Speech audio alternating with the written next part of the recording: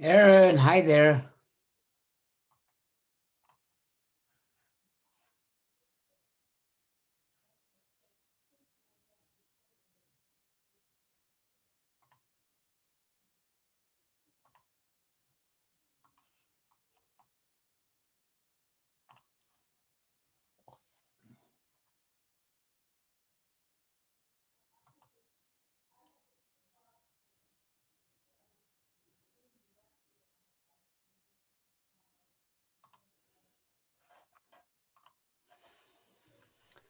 Aaron, good afternoon. Hey, Marty. How I you found my doing? wallet. You found it? Yeah, Where was it? in the closet. It's fallen out of a pair of pants. When you hang Yeah, your pants up? yeah, Oh boy, what a good solution. yes. That was the best solution available. Look what else we found. Ooh, hello, boy. Look at that boy. Look at that boy. He's Hello. fuzzy. Look, Hi, we have a hi. girl and a boy too. Look. Oh, That's you got Emily. lots of you got Yeah, lots of lots of people. kids today. We're, Oh, we're good. running the illegal daycare today. Oh boy, I'm telling you. Look, Sam, you're on the movies. Hey, you won't go to sleep. They didn't send the right pacifier. But anyway, I know y'all are busy. It's okay. Well, we got a few minutes. Aaron and I are the early ones on. Right, you're on time. Well, we're early because we like to know what's going on. That's right. Here, let's put you Uh, right there. He goes, I don't know. Look I've at never that done this guy. Look at before. that guy. I've never done this before. Hey, hey. Ugh. We had such a nice time last night. Well, you're welcome. It's nice. We'll do it It again. was good. Very good. What's the matter? Very nice. Okay, let me take him. It shows you the difference between doing this on Zoom and doing it with real people. In Zoom, after about an hour and a half, 2 hours, you're totally exhausted and you just can't stand it anymore. And yet, when Yeah, you're actually with people, it can go 3, 4 hours and you don't notice it, right? yeah. We just had a nice time. It's a massive difference between being in person and being on a darn computer screen. Right. It is. It's much That's what nicer. we've Okay, learned. I'll let you. Oh, give me the passy. Thank you. The chupa? Here. You want the chupa? Chupa. You're gonna be bilingual. Bilingual. Y'all eat them all up? all right. Yeah.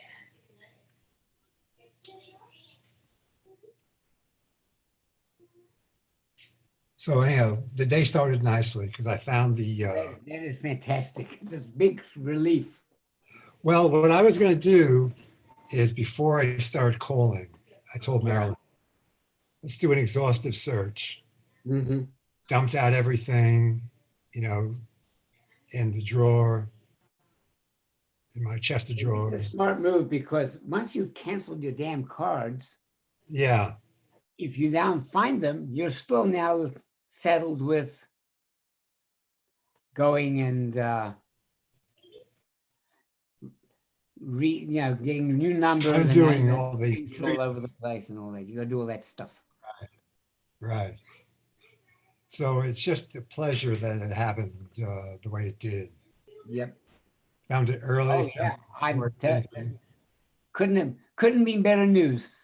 Really. Yep. Okay, let's see where our people are. It'll be fashionably on time. Well, they've got a few minutes. All right.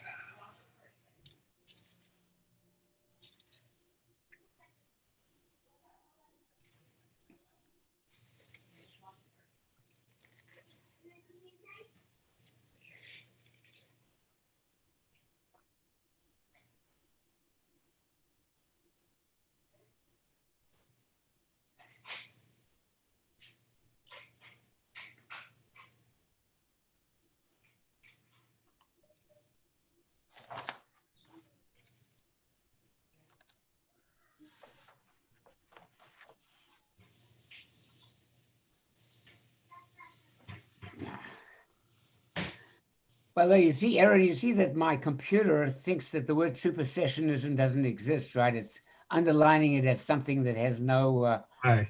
not properly spelled.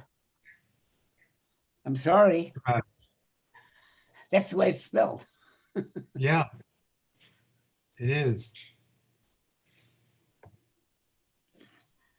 But Doesn't Apple have the word apparently in doesn't there know either, it. does it? Apple doesn't know it. Yeah. Doesn't there Dimmy also? Yeah, it doesn't like Dimmy. It doesn't like chosenness with two N's. It doesn't like that either. No, that's the way to spell it. I know. I'm just what. This is Apple. This is Apple for you.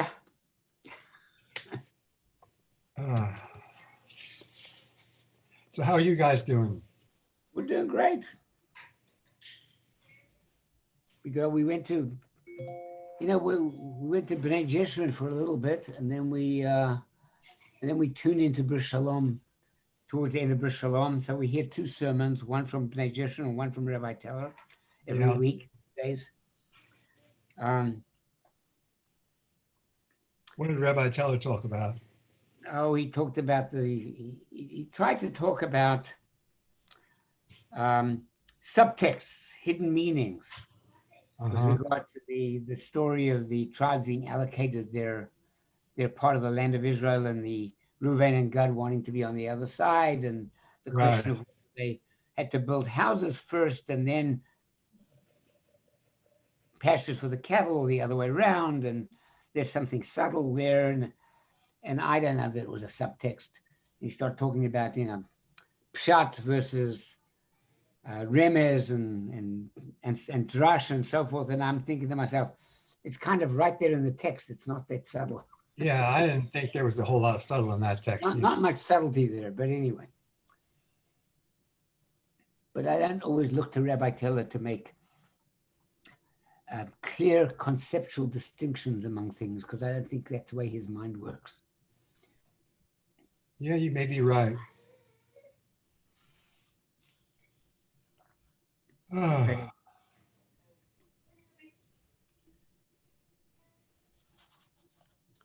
Anyway, so where are the people? People. What time is it? Oh, they got 4 minutes to go. They got 4 minutes, so we don't really expect them to be on time.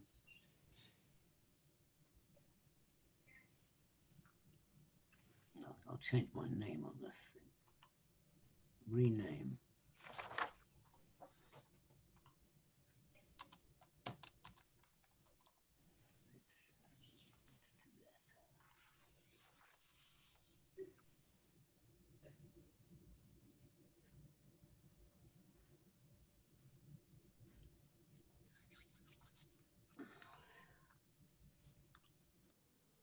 Ah, here comes Suzanne Rickles. Suzanne Rickles, how are you? I can see your glasses.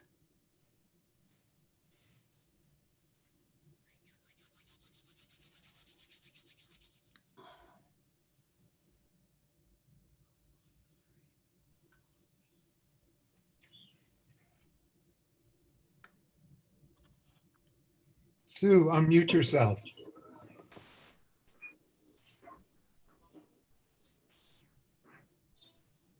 Hello, Aaron. Hello. Hello, Martin. Hi there. Here comes Marcia. Where are you? Are you home or are you out visiting? Are you home or are you not in I'm Houston? home. I am home. I'm in Houston. Good to see you though. He's out in the Yeah, jungle. Marcia chanted this morning and she was wonderful. She always. There's Eric. He's coming. His video. Thank you, Suzanne. That was very kind. No, it was true though. You did a really, really good job. Thank you. I appreciate it. It is a pure joy to do it. I'm I glad. just wish we had lunch. I'm eating now. Gefilte fish, the foods of our people. But that is very good. Okay, I think we're good. That's why we will continue. As long as we're not having lunch at the shul, we'll keep doing this online like this, because otherwise people will starve. Right there. Baby, baby, baby, baby. Oh, whose little baby is that?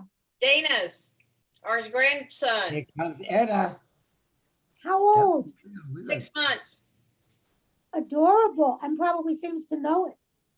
Yeah, Yes. yeah. He gets told every day by everybody. Oh. He's so funny. Grandpa's eating him. Yeah. Grandpa hungry?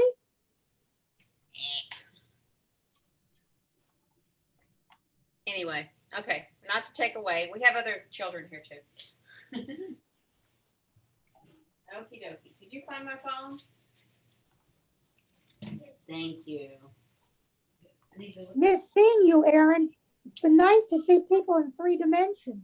Well, I had originally planned to come, but we got kids over the house, I see. all kinds of kids over the house today. So Hello. original plans got waylaid. Well, I've got a background here. This is a Bruce Room background. Okay, can you ask if everybody's got a copy of it? I will ask him. I'll ask him. We'll give him another minute or two. I know that Peter, I think, was going to be here. I don't think Lisa is coming because she had to take Gail Tolan home. And Yeah, we'll give people a couple more minutes, knowing that school ended kind of late today. I was talking to Etta. She wasn't sure if she was going to make it or not. Well, here she is. She Look at had that. she's also taking care of grandchildren, so she didn't think so. Well, she's here, except that she's going to leave Oh, early potentially to take care of grandchildren. Suzanne, you need to reposition your computer. Camera. Yeah. did I You can only what? see the top of your head. You need to reposition yourself. We can only see the top of your head. Or your camera, position your camera. Yeah. Ah, There there you you go. are. There you are. Now we can see Yeah, Suzanne. Well, there the guy anybody- who cleans for me is here today. He hasn't been here, and he moved the refrigerator because I can't move the refrigerator, and I don't even want to think what's behind there. Oh, So I am outside. Hello. all right. Does everybody possibly have a copy of the thing that I sent? Is it? Yeah. If you do, I didn't. I have it here. Okay, I think it's nicer to be able to see everybody while we're talking. Well, I can see everybody because I got a computer. Oh, no. Okay, fine, whatever. I can see everybody. And the document and the participants list. I can see everything.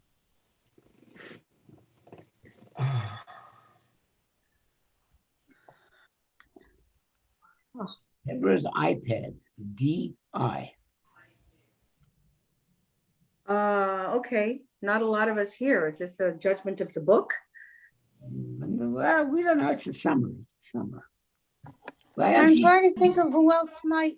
Well, I thought- Lisa was at services, Sarah Norris was at services. I don't think Lisa's not gonna make it. Yeah, but what I mean is I'm thinking of Ed- people that ordinarily Ed and come. Gloria are still in California because I talked to their daughter. And services went longer because Yeah, they went a little longer. Yeah, well, we had Hallel and all of that. That was a Well, lot. an abbreviated version because what's his name? David wasn't there, but yeah. It was a pretty small number of people today, though. I think a lot of people must be away. I Well, don't it's think the so. summer. I think given the circumstances, I think that this was a pretty decent crowd. There was certainly more than 50. I Oh, yeah. counted. There was certainly more than 50. Yeah. Anyway, Marcia, It's you just the high began holidays. services I am nicely. certainly Thank you. not Thank you, planning Eric. on rubbing elbows with 800 of my closest friends. Okay, should we start, ladies and gentlemen? Sure. Sure. Okay. You're not So coming. we're going to do this in 2 parts. We're going to have the Mark part and the Debbie part. Here's Peter Gingas. We have the Martin part and the Debbie part. I will start off Oh, good. and do the boring stuff, and then Debbie will do the interesting stuff. Come on. Yeah. Hi, Peter. Hi, Peter. So let me to get into. So what I did is I put a chart together at the top. It's not a complete chart, but one of the things I discovered reading this book is that she is an academic writer, and you can see that by the fact that the notes at the back of the book are quite extensive. And so she writes about a lot of concepts and makes a lot of references of things that I don't know. And if I've heard of them, I don't know what they are. And so I decided to write down a couple of things just to kind of clarify for us in our minds what on earth is going on in these three religions. This is by no means complete. So I try to make a comparison between Judaism, Islam, and Christianity. And frankly, Judaism, Christianity, and Islam are much more similar than Christianity is really different to the other two for the most part. But so we have a Torah, which is sort of the basic book that has all of the rules in it. And in Islam, they have Sharia and what's called Hadith. One of the things that Mikvah points out is that Sharia is not the same as Halakha. I had always assumed that Sharia equaled the Islamic version of Halakha, which is apparently not the case. Yeah, based on all the bumper the stickers. overall legal structure, the Quran and what's called the Sana being the reports of the practices of Muhammad, which were outside of the Quran itself. And then the Hadith is a compilation of stories about Muhammad. So that's the source. And of course, Christianity has the New and the Old Testament, as they call it. We have Halakha. The analog in Islam apparently is something called fiqh, which I'd never heard of before. But that's Islamic jurisprudence, the way they analyze what's in the Quran and come up with the specific laws.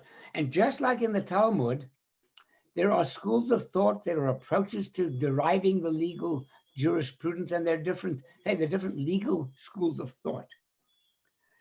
And it's the human understanding of the Sharia, which is sort of the basis. And then, at least in the Catholic world, and perhaps other versions of Christianity, there's something called canon law. You did a good job too. Hello? Canon being a Greek word, which is distinct from the Latin word leges, which is civil law, which is sort of secular law. And then in Judaism, we have this notion of a psak din, an actual decision, by the rabbis. And the analog in Islam is a fatwa. And we've So a heard about fatwa is not just a death sentence on heretics. on what's It's his the name? same as Salman Rushdie. Salman Rushdie. No, that's just one imam's fatwa in one specific case. But a fatwa is like a decision, a specific legal decision. Would a response be an equivalent as well? Sure, it's a response to a question. Yeah, because responsa incorporate decisions of the rabbis or recommended decisions. You know, there's another difference, kind of fits into the table, which I read once, which is that like Judaism, Islam is a total religion. It purports to govern every aspect of life. When you brush your teeth, how you put your clothes on, what you eat. There are plenty of people who say, what does God have to do with what I eat? And very reverent Christians and Catholics would, and they don't even do fish on Friday anymore, don't see a connection between stuff like eating or, other aspects of daily life, which are, very much a part of both Islam and Judaism. Anyway, so moving on to part 3, which I'll talk about, and then Debbie will lead part 4. What's interesting about 3 and 4 is that 3 is like 75 pages and 4 is 25 pages, but the meat of the discussion is really in the 25 pages because the 75 sort of set you up for it. And I didn't find it as nearly as interesting as the 25 pages that are in part 4. But anyway, the question of chosenness in election, I think it's a concept that gives us a lot of trouble. And one of the things for Jews is that very first bullet point, which is if God is the God of all mankind, what does it mean for us to be the specifically chosen people? How is God the God of all mankind? And what does it mean for us to be chosen? And does that mean we're better than anybody else? And we have a lot of discomfort with that notion. And of course, people who want to be anti-Semitic, of course, will accuse us of thinking that we're better than anybody else. But it is not the concept of the rabbis that it means that we're better than anybody else. In fact, it's more about we're chosen for a purpose, to do something. We have a mission, but we're not better than anybody else. Now, there's always a transition between what the Torah says and what we put in our liturgy. If you look at the Torah, the words used for chosen, or what we translate in English as chosen, is am segula. And an am segula simply means a precious people or a treasured people. It doesn't mean we're chosen with any particular text. Now, where do we get this chosen? Well, when you translate the basic sources into the prayer book, we make a lot of religious decisions, shall we call them, statements of principle or belief. And if you look at the liturgy, of course, we embed this notion of being chosen, which is the Hebrew bocher, bachar, is all over the place. Specifically, whenever we read the Torah, seven people or groups of people come up and talk about bachar banu v'natan lanu Torah. So we say bachar banu, chose us. The Hebrew word to choose, we say that 7 times every Shabbat. And yet that's not the word used by the Torah. So that's an interesting slant on it.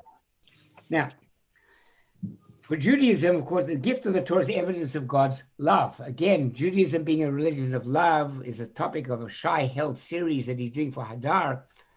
And in spite of what Christians have said about us, we are a religion of love also, not just a religion of law. That was Paul's way of disparaging us.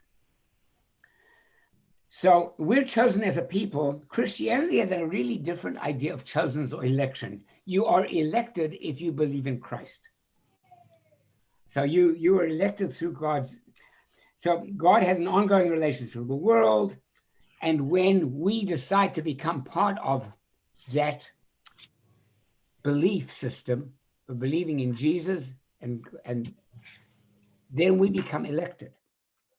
And in Christianity, in the sense of the election, is much more dogmatic about who's elected and who isn't, because there's this concept of supersessionism. And I know that the Pope that Vatican II and others have said we're not emphasizing supersessionism anymore. But if you remember from the Constantine sword, supersessionism is a big deal has been a big deal in the Christian world, where the election of Christians, because they believe in Christ, supersedes any other kind of election. Now, Hey, Martin, Sue is trying to get in. Do you see her? who is coming out? I can't see her. Sue. She said she keeps putting in the password and not getting it. Well, I don't see it. Don't know. Can you cancel the password or something and see if she's there? And knock all of you off? Oh. I can't do it. I don't know why the password's not working. But they should look at what Karen sent out, because maybe Karen sent out something different. I don't know. No, well, what you said worked. What was in the Boca Tov? Yeah, the Boker Tov. The Boker Tov has password Yeah, works. that worked, because that's what I used. Yeah. You're right. So in the past though, the password hasn't worked for me. It seems to be kind of capricious. What's Works the for some and at some times.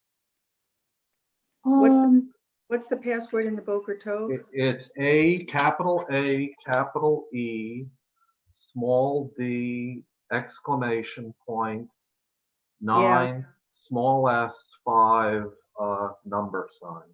Yeah. That's So what when I did the password, it didn't accept a copy paste. I had to manually type it and then it accepted it. But Right. I'm I've sure always Sue had is, to manually I'm sure type Sue it. has figured that out. Debbie, will you deal with Sue for a few minutes when we just continue? It's What? puzzling. Sue has Just been on text Sue before. and help her The out. rest of us got on. Yeah. Yeah. Okay. So Islam, there is also a notion of selection or election, but it's much more individual. So obviously Muhammad was an elected person, and there are other people who are elected. But it appears that Islam does not believe that Islam supersedes. Islam says we kind of got the last final word on this. We're probably closer to the truth on this, although the truth continues to be revealed. And you guys have a slightly less sophisticated or less up-to-date version of it, but you're good. You're okay. You don't have to do it our way necessarily.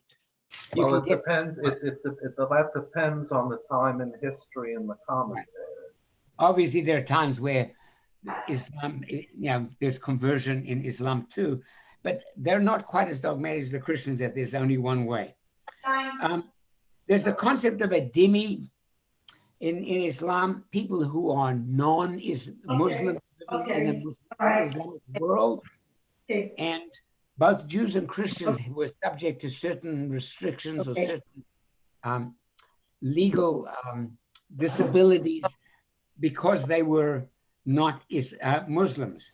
But by and large, they were more forgiving of Jews and than the Christians tended to be. Okay, now, what is the effect of this election? Okay, wait, do anybody have any thoughts or questions about this whole thing? There's a lot of stuff. Okay. Unlike the Christian concept of salvation, if you're become a Muslim, you're in a position to be saved, but there are no guarantees.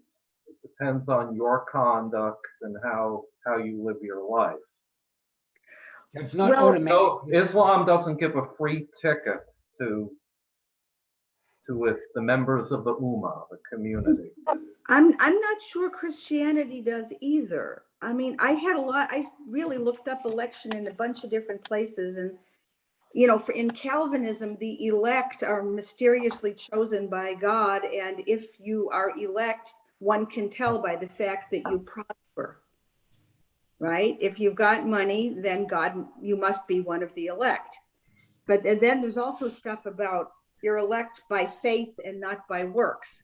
So it doesn't matter what you do if you believe. So I guess that means it is a free ticket. So believe in Jesus, you have eternal life. Yeah. Well, but you were talking there about Calvinism. And the belief in Calvinism of, who is saved or who is elect, it's a little bit different than it is, I think, in Catholicism or the original Christianity. So I don't know if it's terribly clear that there are various different beliefs that can be opposite. Yeah. Some denominations have an elect, and it's not all Christians. Right. It's not all Christians. There's some people not who even though they're Christians are not elect. Yeah. I believe so in some denominations. Okay. I don't know. I have a friend who is Lutheran who has told me there's a lot of people who are Lutheran who are not part, no matter what they do. And I don't know whether she doesn't make that clear or she wants it to be a little easier to differentiate, even though it may not be exact. And that's kind of the whole problem of this whole chapter. Yeah. She knows a lot more about Judaism than she does about any of the others. And you kind of feel it, that she lists a whole bunch of facts, but they don't feel, they didn't feel very coherent to me. I have to and agree. Unlike some people who do what she does, I don't think she came out and said, please excuse me, but I know more about the Judaism. I may not be totally correct in the other. Well, she teaches in a non-Jewish seminary or religious school. So she's got to try and know about the other things. But there's no doubt that she knows more about Judaism. When she talks about it, she talks about it in a more intimate way.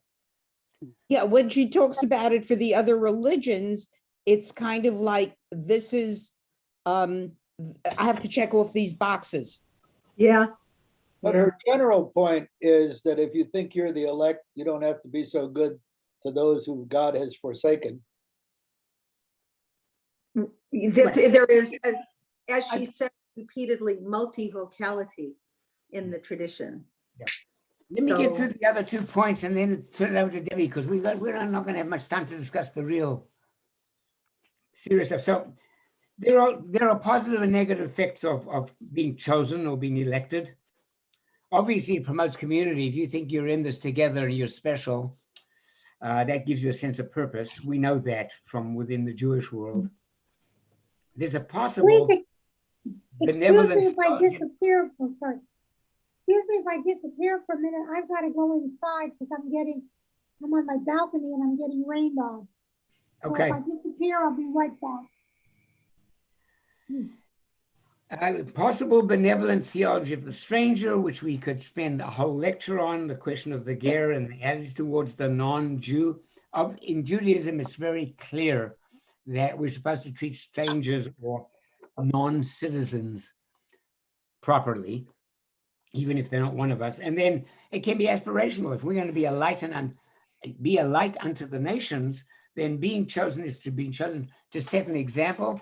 There's some positive that you can associate with that. Now, negative. Well, she talks a lot about the notion of election and conquest. In other words, I'm elected, I'm special, so now I can conquer other people. I can force convert them. I can do all kinds of things to them.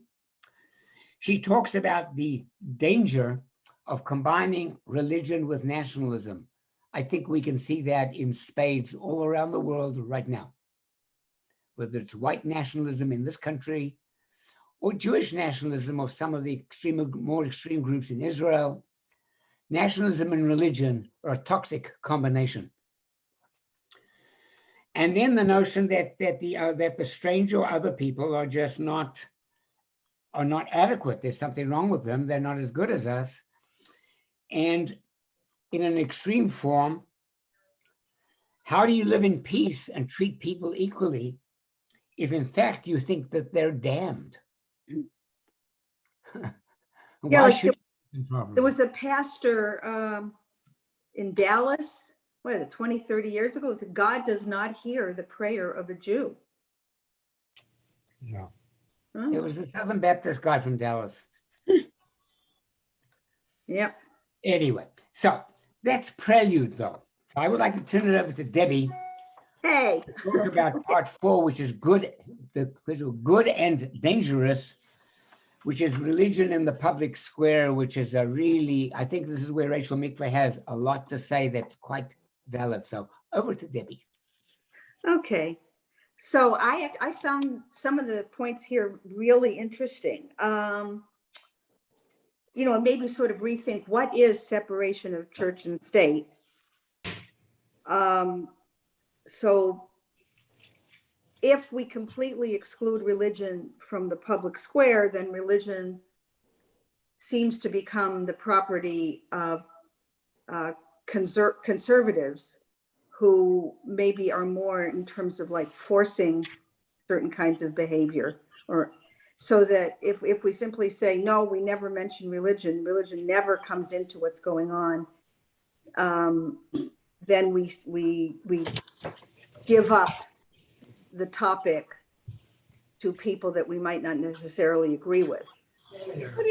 How did we take one nation under God, indivisible? How did we take the under God out and then put it back in? I thought we just put it in. I didn't No, know it was Under God, I thought came in during the 50s. Yeah. Yeah, Right. it was not there until McCarthyite, the 50s.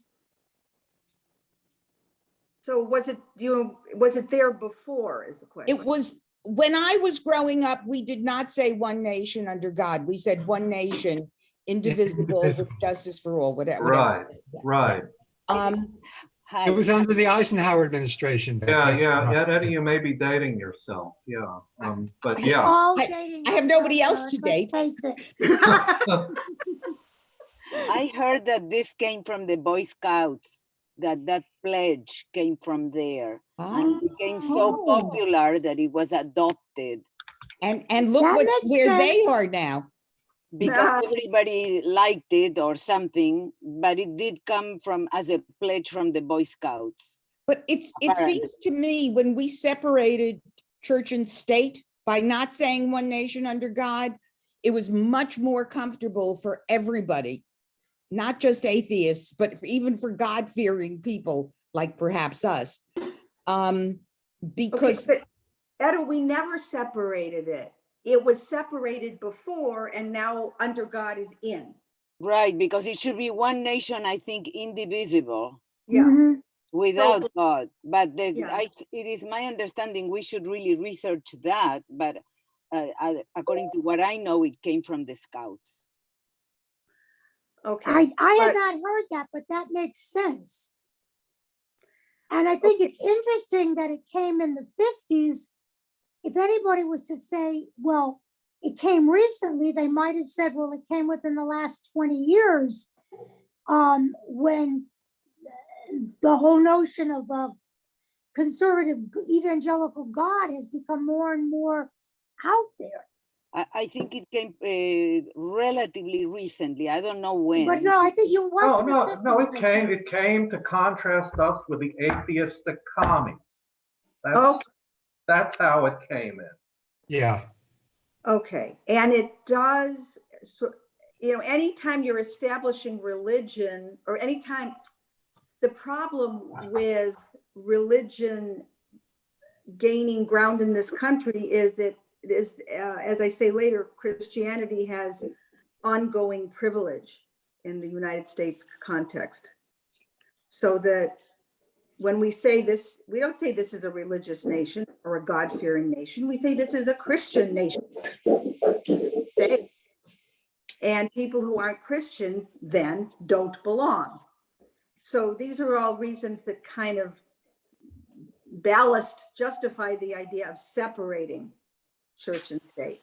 But when I came to this country, Louisa, you can weigh in on this as well. So I heard this business of separation, church and state. And you look at the Constitution, and what does it say? It says you shall not establish a religion. I don't know what the word establish means.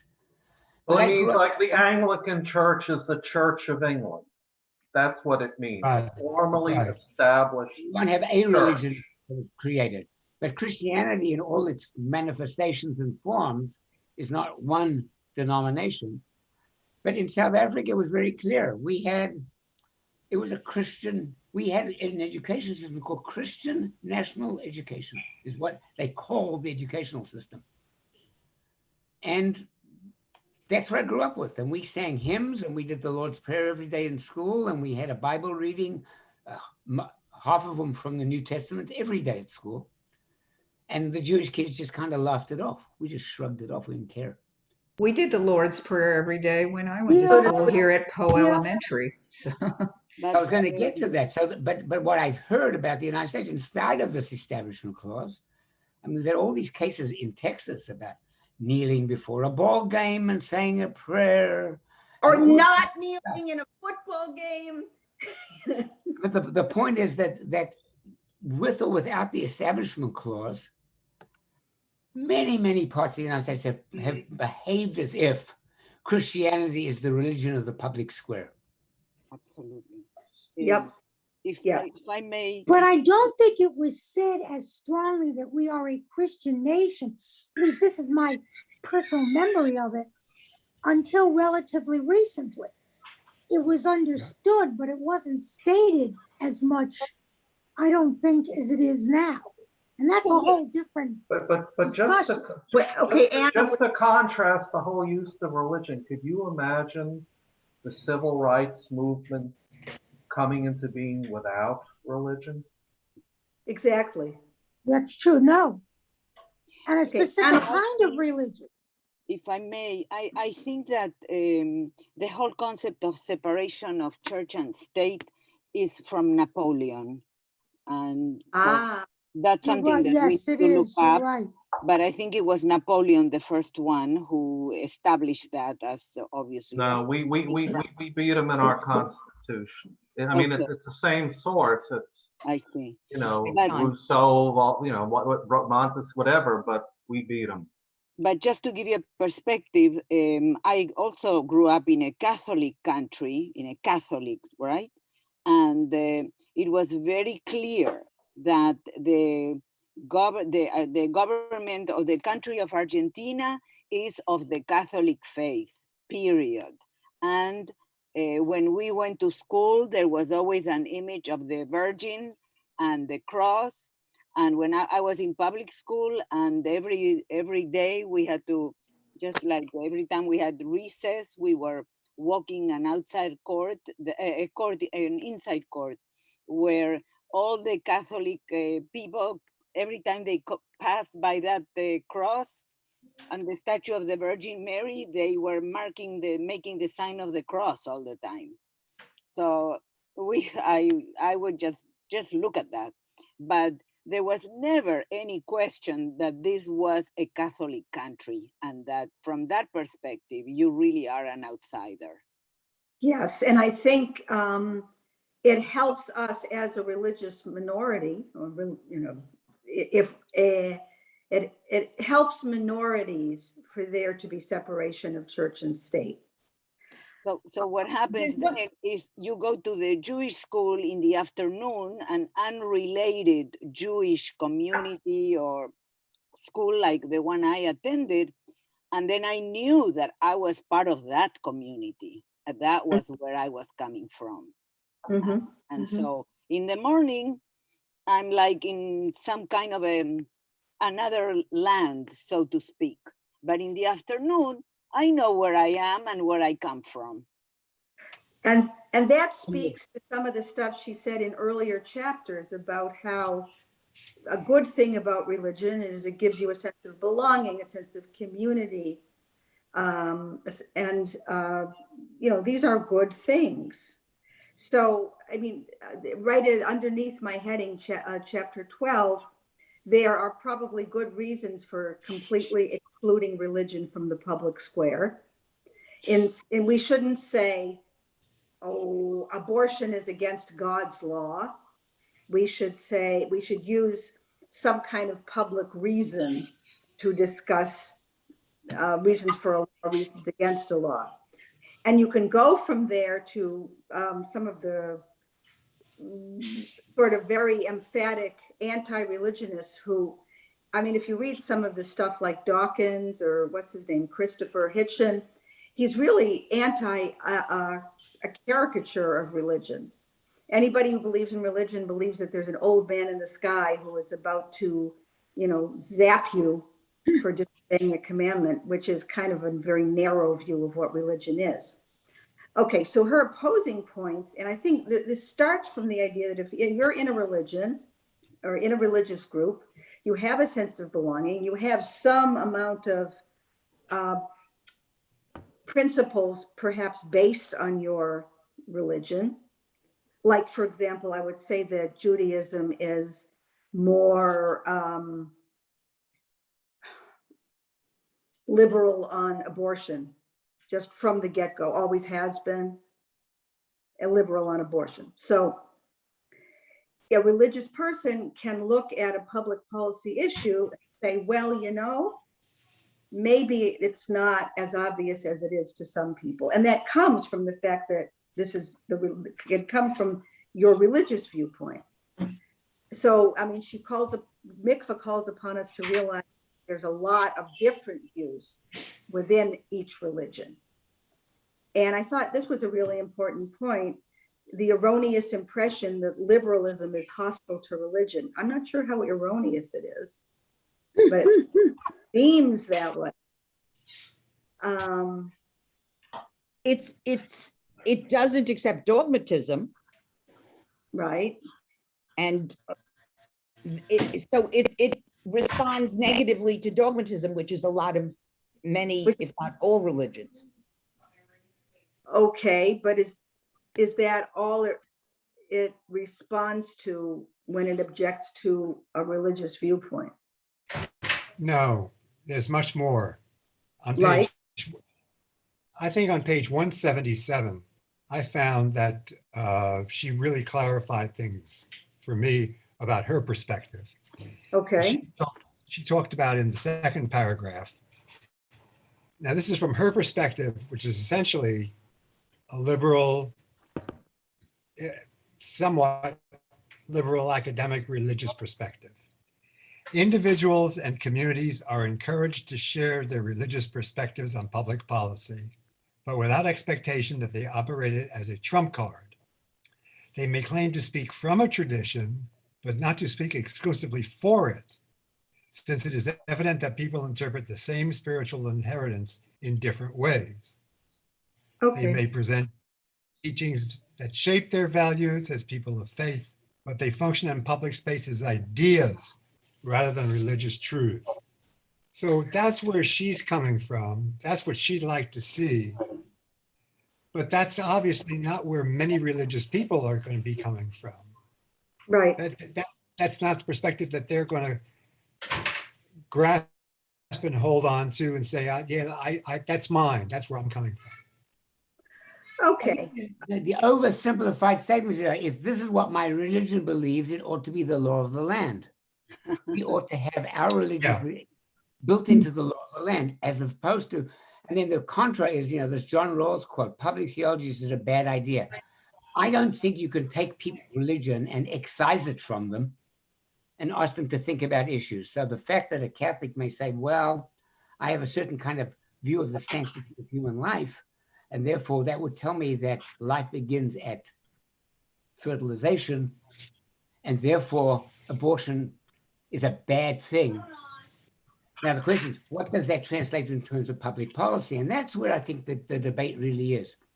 Should my religious belief be built into public policy, or am I willing to accept the fact that public policy will be something different from my specific religious belief? I mean, if from a Jewish perspective, it's very clear that life does not begin at conception. Oh, it begins. Life begins when the kids leave home and the dog dies. And so in the Jewish world, I mean, there's a clear difference based on religious precepts.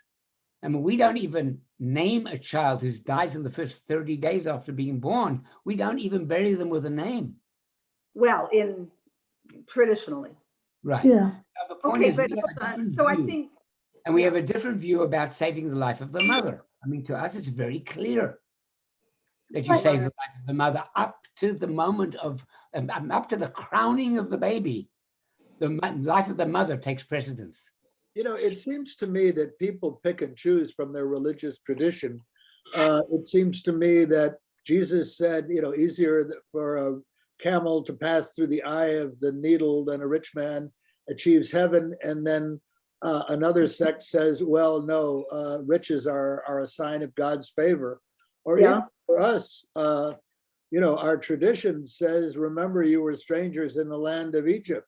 And we have Jews who are not too fond of strangers in the land of Brooklyn. So, I don't think people genuinely, first of all, there's the chutzpah of figuring out exactly what God says. Like, he spoke to me and we should move our group to Wednesday. But, then there's the question even of if your tradition says this is what God says, some people who claim to be within the tradition choose to do something else. I think what you're saying, Peter, is it is easy, I think, for us as Jews to sometimes, I don't want to use the word ignore, but that's the right word, to ignore the general way of thinking in favor of ours, but not say the general way of thinking is wrong. It's part of how we have always managed to exist in cultures that are not ours. We haven't brought up yet the fact that the American Christian culture is called Judeo-Christian. I That's have recent. problems with that. Well, it's recent, but when I work out at the YMCA, it talks about the Judeo-Christian culture, suggesting that it is one and the same, maybe not in terms of rules, but in terms of basic values of life. You know? Yeah. If I may, The room with the machines has got a big old quote from the New Testament on the wall. But what does it say? I don't remember. if I may follow up on what you were just saying a second ago, I think that the fallacy of this author is that she makes an assumption by choosing, by comparing three religions that essentially are one religion and two subsets of that religion. Because I think that on the whole, the moral and ethical system theoretically is the same.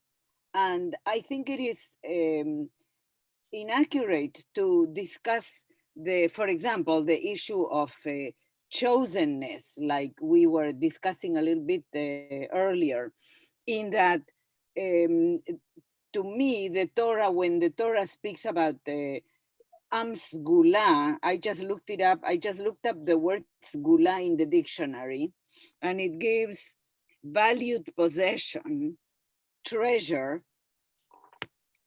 peculiarity, characteristic, and so forth. So it's not like we're chosen to begin with. It's that probably it's the opposite, that we choose to adhere to God's precepts, and that is really a moral and ethical course of behavior. And the other two religions took up, I think, a lot of that. So I think it's like a fallacy to discuss the fact that we are chosen. No, it's not like we're chosen because we're better. We are a special people who have been chosen to follow a certain course of action, or we ourselves have chosen to follow this certain ethical and moral view. And the prophets in the Bible are full of rebukes to us Jewish people because we are moving to the right or to the left of the right road. So the chosenness and the path of choice is really the right, the center of that ethical and moral road that we are supposed to follow. Yeah, and actually, Louisa, your point that you made, I really think that the author dropped the ball on talking about Judaism. Exactly, and I think emphasize the prophet. She's doing a the prophet should have been so central to her discussion.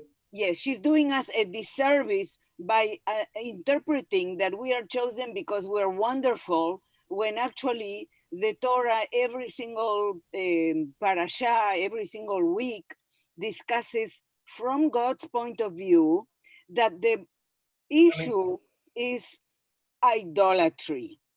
Yeah, I mean, we have the second of two Jeremiahs today, and leading up to Tisha B'Av, for goodness sake. Exactly. So the point is not that we are so wonderful and so on and so forth. The point is that we are supposed to not follow an idolatry path, but the path of God. And that's all that's what the Torah is all about. Why?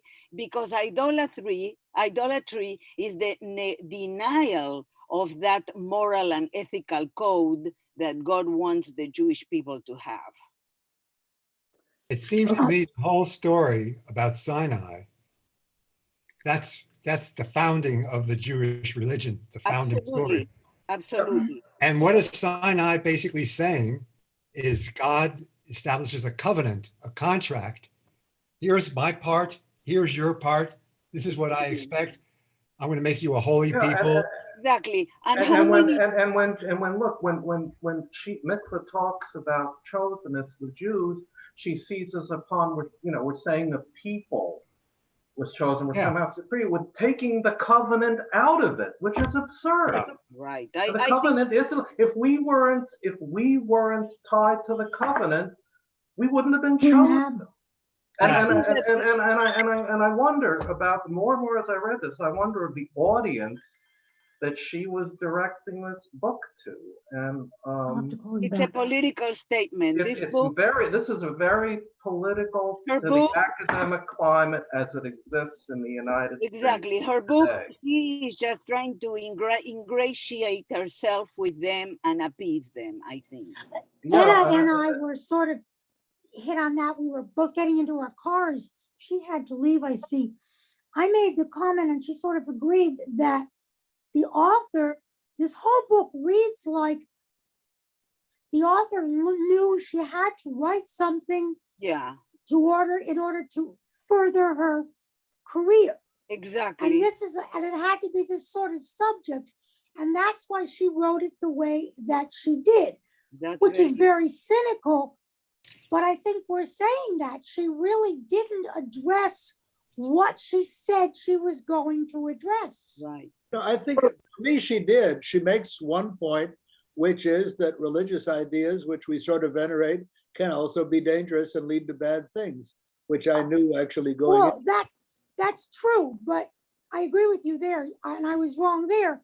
But she doesn't really say anything. She's basically writing like that's her point, and the rest is, as they say, commentary, because she had to publish. I mean, I think there was an inordinate amount of emphasis on the Canaanites. You know, mean like this great genocide that we were going to perpetuate on the Canaanites. well, but there Well, is. It's all there. I'm not saying it's not there, It's there. but this is a God acting in history. We moved on. Right. We moved on very early from that. Right. We have moved on. And there's no sense of moving on. With all due respect, there are parts of our co-religionists who have not moved on. And having lived in Israel, I think I can say that pretty strongly, or reading stuff that comes out in Hebrew. There's the idea of chosenness can very much be taken as being only about Jews and the rights that Jews have that others do not. It can be, and clearly, since the time of Rabbi Cook, there's been this whole development of this very theology. But what about the 1900 years before then? I mean, they talked about this. She quotes as Musa Dubé talking about this theology of conquest, and I was reading the book. Where is this theology of conquest? Until way we get back. Rabbi Cook, we didn't see it. I mean, this was a very distorted perspective to me. All right. I'm still waiting to see that theology of conquest over the last 1900 years. Okay, well, I want to make sure that, her points, well, I think what you're saying is she distorted Judaism by insisting on there's this voice and this voice and this voice, when to us. Ignoring the prophets, ignoring the prophetic tradition. It wasn't until Ruther, she quotes Ruther in the section on Christianity, that I realized there's this whole thing on the prophets. Right, and the Talmud. Totally was untouched. Okay. Right. Okay, well, be that as it may, some of the points that she does make, aside from, this perhaps misinterpretation of Judaism, is I like the quote I provided from Barack Obama, religiously motivated individuals must translate their convictions into universal values accessible to people of all faiths. So you strongly believe that your religion tells you to do something? Okay. Yeah, put that belief into the public square. Put it into the public square. By using terminology and a way of discussing it that is accessible to everybody. Yep. It doesn't expect the other person to be a believer in order to accept it. Right. That's a tricky thing to do. And I think, to me, having come to this country, I believe that the separation of churches is one of the genius aspects of American life, even though it's attacked all the time and compromised all the time. But this idea that you have to translate whatever you believe into something that's accessible to everybody is really incredibly important. Because the alternative to say is, my religious belief is what should be the law, what should go, what should drive, which should control. Those are the two alternatives. And one of the problems we have with what goes on in Israel right now with certain of our brethren is they believe that stuff. God They told us really to do do. it. By golly, we're going to go do it. And, you know, I had some interesting experience even in this country. I worked with a guy early on who was transferred to Pocatello, Idaho, to an Exxon unit up there. And most of the people in that office were Mormons. And he was a Baptist. And he found that being a Baptist in a place where Mormons were sort of in charge by clearly the majority of people in that office put him at a disadvantage, even within our culture. So it is very clear that when a religion thinks of itself as being in control, negative things happen rather easily. And I say we see it in the Christian world, we've seen it in the Islamic world, in its successors, and we see it in our own world of the Jewish people. So the moment when religion becomes the controlling thing, suddenly things go wrong.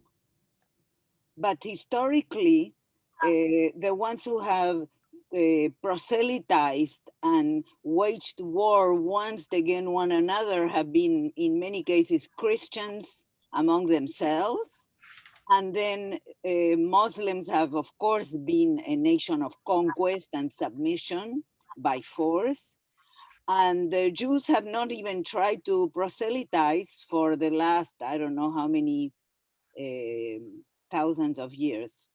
So there is a difference there. There's a historical difference. If you look at what's going on in Israel today, the moment we became tough and strong and had the force of an army behind us, suddenly we start behaving like they always have behaved. Not in terms of costly. We don't know how, Mark, we don't know how to handle power. One of the nice We things do about not know how to Who handle it. does? Well, Who does? we've been out of practice longer than most. one Well, of the nice things historically. about being a victim is that you're moral because you don't have the power to do evil. No, you're only powerless. It doesn't Thank you. make you moral. It makes you powerless because you have no moral agency. Exactly. However, in Israel, every time that there have been unpleasant situations, they have always instituted commissions that have examined what happened and provided the moral judgments and conclusions and investigations and so forth. And I don't think that everybody else does that. Well, I think that as a Jewish group, a Jewish study group here, we're having some issues with the our specialness and not wanting it put down or challenged. And, you know, I share this also. I mean, every time a Jew wins a Nobel Prize, I'm like, yep, a Jew won a Nobel Prize, you know, makes me happy. So, Well, but if the whole, what you're if we saying could is move true, on. but then the opposite is also true Oh, yeah. these days. So it's a real question and a real conflict.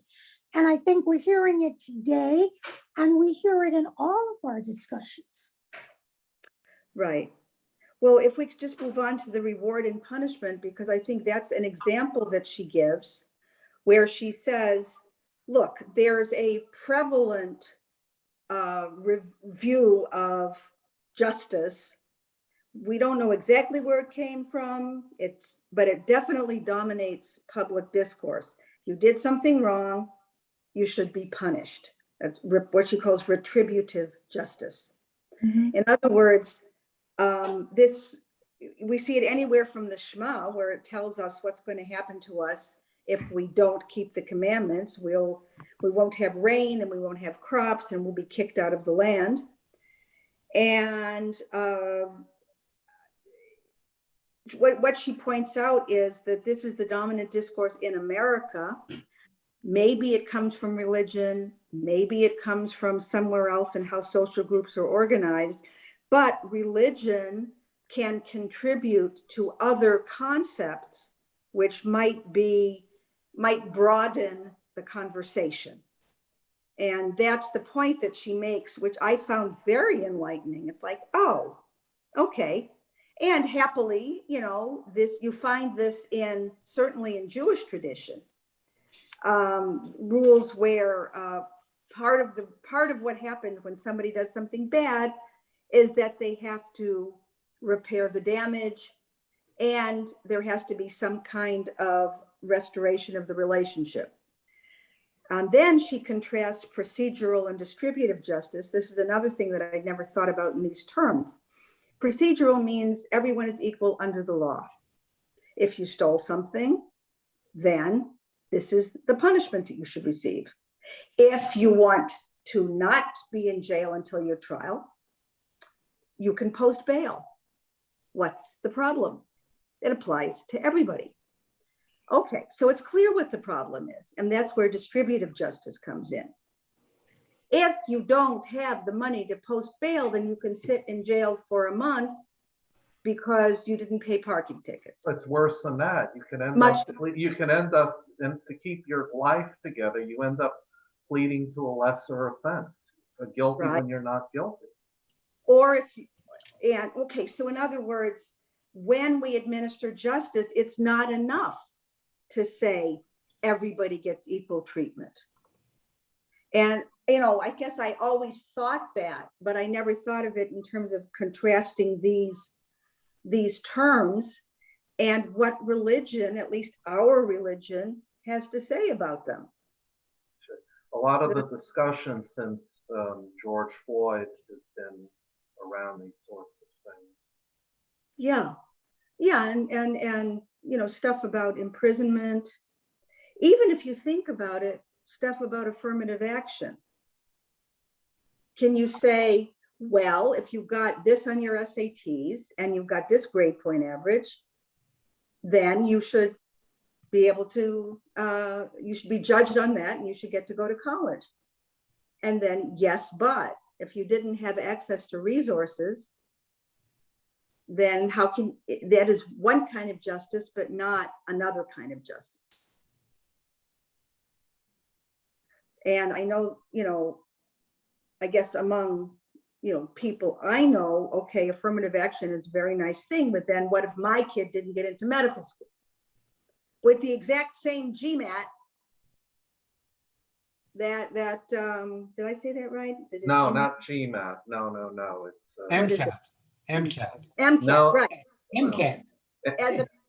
As a person of color. That's not fair. That's not just. We got the same scores. Okay, so then we're moving from procedural justice to some attempt, however problematic, of distributive justice. So I thought, you know, this I thought is where her book really began to be useful, and I was glad I had read it. First of all, for what you said in the beginning about all the good things that religion does for you. And I think, you know, those of us in this group would agree with that. But if you're reading it and you're a sort of regular, never thought about it very much secular person, you know, you would say, yeah, maybe it is different to belong to a synagogue community than it is to belong to, I don't know, a golf club. You know, maybe there's a difference in nature, a sense of belonging and a sense of purpose. So that's the first thing I liked about the book. Second thing I liked about the book is what she's saying here is that if you do have a religion and you do have fidelity to the principles of that religion, then you do have a right to speak from your religion in the public square. You just, and you shouldn't go around saying, no, what I learn in Shabbat services and religious school on Sunday morning is irrelevant to the decisions that are made in the legislature. They needn't be. We need to move forward and talk about them in a way that is accessible to everyone. So that's the second thing that I thought, you know, would be worth looking at in the book. Yeah. So just to make a comment about what you just said, again, this is a very American way of looking at this, because the religion is the way that Americans codify these kinds of dialogues. But if you are part of a secular society, for example, say modern European culture, or the culture that I come from, which is a non-religious Jewish school, I can still get all the secular moral and ethical codes of of Judaism without the conduit of going every weekend to the temple. And that is, to me, as a person who was born in that environment, when I came to the United States, I realized that the only way to continue being Jewish was to join a temple. But if you're in other countries, you can be Jewish and you don't have to be part of the temple. Or you can be part of any temple or lots of Jewish organizations. So it's not the religion per se, it's the values. Well, I'll give you an example which disturbed me, and I don't even know if I should get started on this, but there was some stuff in the New Yorker in the last 3 years or so about assisted suicide in Europe, specifically Belgium and Netherlands. the Netherlands, with a completely secular view of life. I think there were beginning to be some problems on the secular side. That could be, of course. I'm not denying that. Nothing existed before you were born. Nothing will exist after you die. You have complete choice about when to die. In other words, life doesn't have any inherent value. It's yours. It's up to you. Simple. And, you know, some of the abuses that have come from that, for example, helping a woman commit assisted suicide, a woman, you know, who had health problems but wasn't dying and wasn't in terrible pain, she refused to have her children informed of her decision, and that was her right. So she was assisted in dying by doctors, okay, without anyone telling her family. Okay, that's offensive to me. I don't know why. Do I set a value on life? Do I set a value on family relationships? I don't know.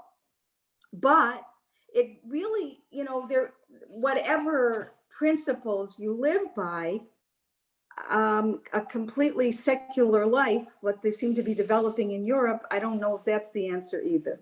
No, Yeah, I'm not. and also that there was just another thing. There was an article about how in Denmark, because of unlimited of abortion, they virtually eliminated what we used to call Mongolism.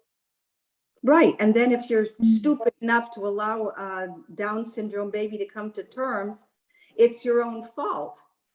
And that child completely alone, and maybe you shouldn't receive state resources if you chose to impose that on the public. Don't get me wrong. I'm not advocating any of that. It was just a cultural comment that I made. Yeah, exactly. I'm just saying there are religions. I think there are views that do come in some way from religious principles. Maybe I'm wrong. Maybe you can have a value on life itself without that being, you know, one of those things about our life was given to us. We have gratitude for our life. Maybe you can have that value without that, but I think maybe it is important. No, So I hope that I did not come across as advocating for any of that, because no, I was just saying, okay, let's talk about the other side. I see. No, it's because obviously I went to a Jewish school, a Zionist school, and all we did every day was study Judaic studies all the time. Sure, yeah. Debbie, I think there are people who might consider themselves good Jews who would believe that what you're talking about, that you've read about, say, in Denmark, is okay. And maybe it's a different way of looking at our own religious and more. And I'm not saying one is right and one is wrong.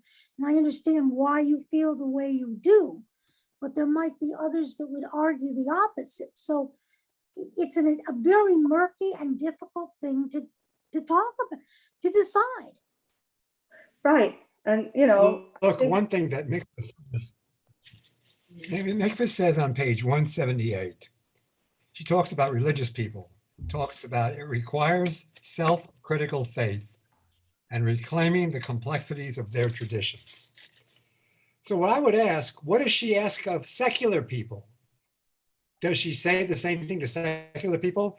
You need to stand outside your secular understanding about things.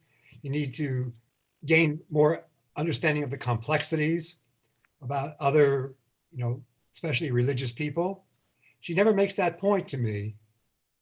She said religious people need to do that, but she never seems to make that point that secular people need to do that. I think she assumed secular people would do it. I think the thing with religious people is that God has spoken to them, and therefore they know exactly what, that it's simple for them. But there are secular people for whom it's very simple also. Yes. Especially when you read stuff by Christopher Hitchens and these people who take a caricature, some extreme religious point of view, and assume that all religion is like that, and therefore you can condemn all religion. Right. I mean, and I just happened to be on TV last night, overheard another program that had the Martin Luther King speech on it.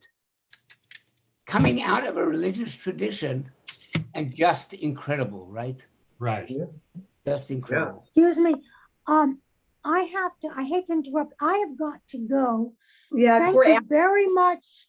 Wonderful conversation. I know we'll be getting back to this in another month.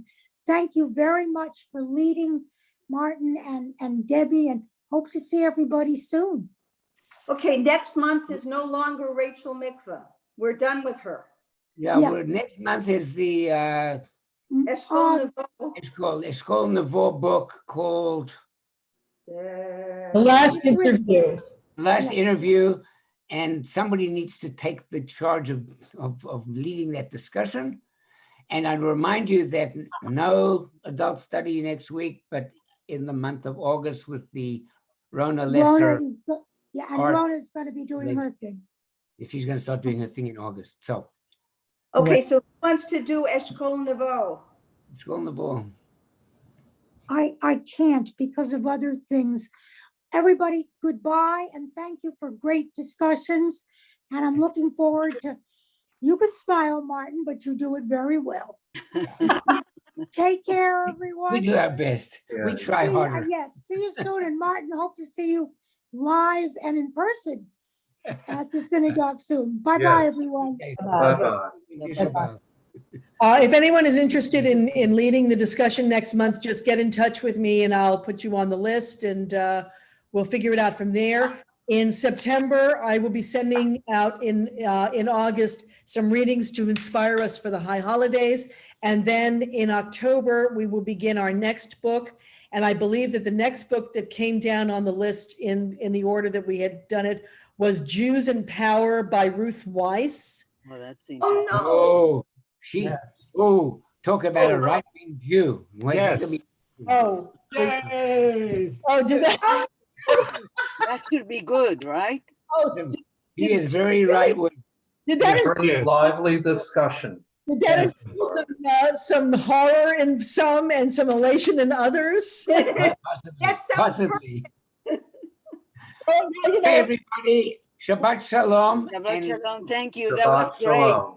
That was great. Thank you, everybody. Great leadership. Glad you got it. You managed to get in the end, even though we can't see you. That's right. Okay, be well.